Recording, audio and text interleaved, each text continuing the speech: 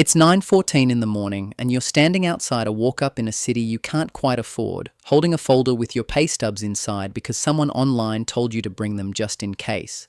The listing said, income requirement, 3 times rent. You did the math in the car. You're close, not comfortable. The property manager glances at the folder before you even open it.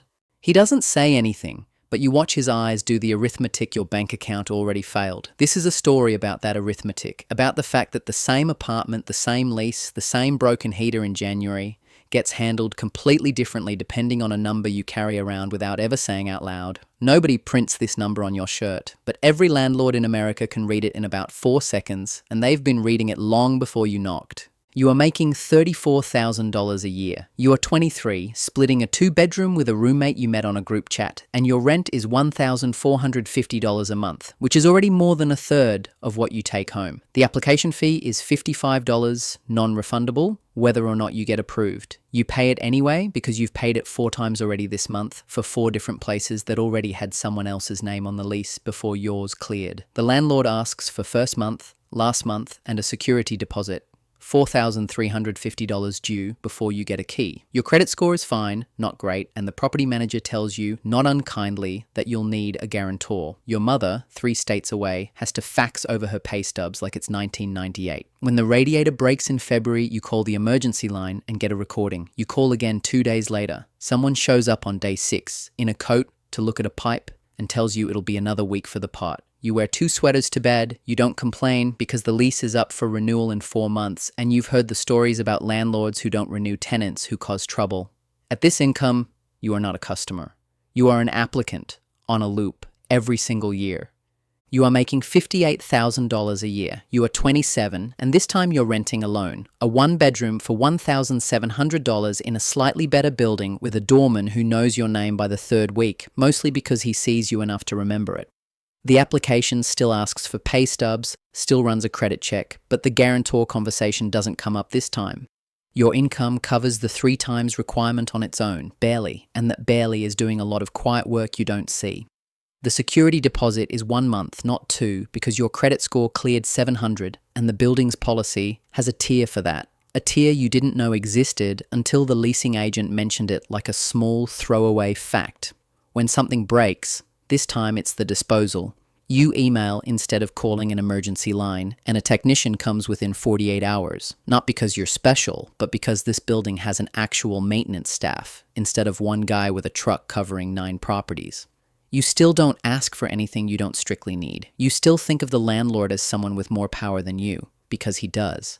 But the power gap has narrowed by a few inches, and you can feel it, the way you can feel a room get slightly warmer before you can name why. You are making $95,000 a year, you are 32, and for the first time, a leasing office calls you back within the hour, sometimes the same hour you inquired. You're looking at a $2,600 1-bedroom in a newer building with a gym you'll use 4 times, and the property manager brings up a corporate discount, a look and lease special, a free month if you sign by Friday, offers built for someone the building wants to keep, not someone the building is deciding whether to take a risk on.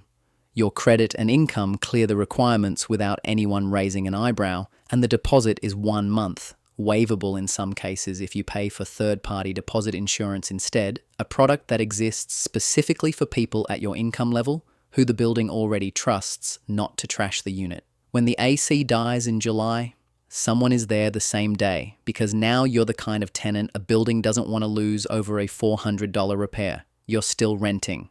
You're still, technically, at someone else's mercy. But the mercy has started to look a lot like customer service, and you've stopped noticing the difference, which is exactly the point. You are making $160,000 a year. You are 37, and you've stopped applying to buildings the way you used to. Now a broker sends you 3 listings before you even ask, because brokers work harder for clients who close fast and complain less. You're looking at a $4,200 2-bedroom with in-unit laundry and a private terrace. And the leasing agent doesn't ask for a guarantor, doesn't blink at your income, and mentions, almost as an aside, that they can hold the unit for you for 48 hours without a deposit while you decide, a courtesy nobody extended you at 23 for a place a third of the price. You negotiate the rent down $150 a month just by mentioning a competing building, and the leasing office says yes almost immediately because the math is simple. An empty unit costs them more than $150 a month ever will. You've entered the part of the market where landlords compete quietly for you instead of screening you out. Same market, same city, same word, landlord.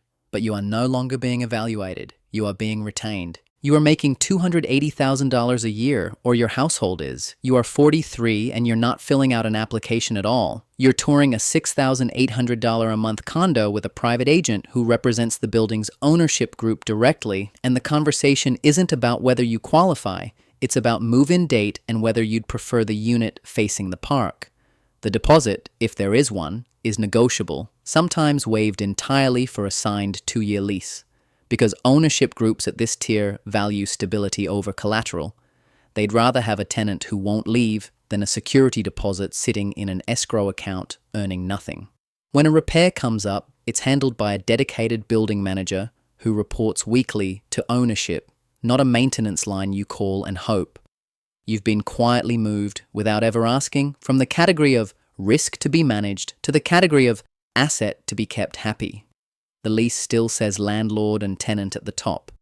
The relationship underneath it does not resemble those words anymore. You are making $500,000 plus a year, or your net worth has crossed into 7 figures, and somewhere in your 40s you stop renting from landlords altogether because you buy the building instead, not the whole thing necessarily, just a stake in it, a duplex, a small multifamily near a college campus where the tenants are 23-year-olds standing outside with folders full of pay stubs, hoping a property manager doesn't glance at the number too hard. You have become the arithmetic. You set the deposit policy, you decide whether a broken radiator gets fixed in 6 hours or 6 days, and if you're paying attention, if you remember the version of yourself standing in the cold in that first walk-up, you fix it in 6 hours. Not because the law requires it, but because you know exactly what it felt like to be on the other side of that decision. Most landlords don't remember. That's not a rule of finance. That's just a fact about people. Here is the part nobody says out loud at any income level. The apartment is almost always the same apartment. Same square footage, same walls, sometimes literally the same building at different points in your life. What changes is never the unit. What changes is how fast the phone gets answered, whether the deposit is 1 month or 2, whether you need someone else's signature to prove you're trustworthy, whether the leasing office is deciding if they can afford you or deciding how to keep you. Nobody hands you a letter explaining which category you're in. You just start noticing that certain doors open before you finish knocking, and you don't always notice the moment it started. Because there wasn't a moment, there was just an income number that crossed a line on a spreadsheet somewhere, in an office you'll never see, run by someone who will never meet you, and from that day forward, the same word, landlord, meant something slightly different every time you heard it. Somewhere right now, someone is standing outside a walk-up with a folder of pay stubs, doing the math in their head before they even ring the buzzer. They are not doing anything wrong. They are simply early in a story that has more chapters than the one they're standing in. The folder gets thinner every single year they keep showing up. Nobody tells them that at the door. But it's true, and it's been true for every person who ever stood where they're standing now.